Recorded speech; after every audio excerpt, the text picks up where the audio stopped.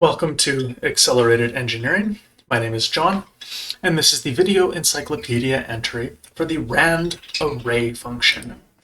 The random array function is relatively new, and it makes use of Excel's dynamic array outputs. And you'll see what that means in a moment. The arguments for RANDARRAY include how many rows you want in the output array. I'm just going to say 5 in this case. How many columns, and I'll use 4. And then it allows an input for the maximum and the minimum number, not in that order. The minimum and then the maximum number. I'm going to limit the numbers between 0 and 10 because I think that's a good range.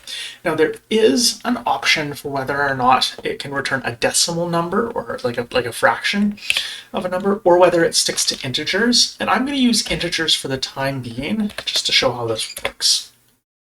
Here we go. We can see the bounds of the dynamic array output by that blue line. Whenever I click anywhere inside of it, I get that blue line surrounding the dynamic array. This is really handy for generating a large number of random values at once. If you've seen some of the other videos on random numbers, where I usually drag a long list down the side and then make a histogram, well, I can do better than that. By taking rows and setting my rows to 1,000 and only my columns to 1, I can generate that entire list in one easy step. And now when I go to insert a histogram, it just automatically swallows that entire range. It's beautiful. If I want to expand this to 10,000, hopefully the computer doesn't crash. There we go. It just gives me, so what Excel has done with this histogram is it's just made the number of bins too many to deal with integers. But actually, we can deal with that. Let's change this value to false, so it's not bound to just integers anymore. This will return decimal numbers between 0 and 10. And we can see that the typical Excel thing where that upper bin is not very well defined results in a much lower count in the final bin. And the rest of the values are linearly distributed across the range that we defined. Okay, so to look at it again, the entire set of, I'm going to decrease this, the entire set of arguments available is the number of rows, which I guess has to be an integer greater than 0. The number of columns, again, integer greater than 0 or optional.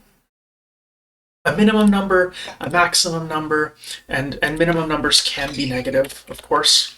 And then it just asks a question whether it must be an integer or may not be an integer, and it automatically updates. A thing to watch out for now is that RANDARRAY is a volatile function.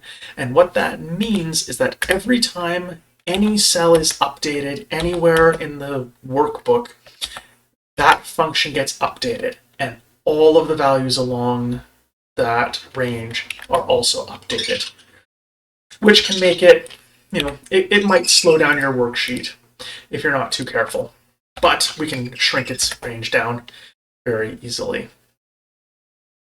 Anyway, this concludes the video on the encyclopedia entry for the RANDARRAY function. Please like this video if you found it helpful, and subscribe if you want to see more content like this or just want to support this channel. Thank you for watching. Happy excelling!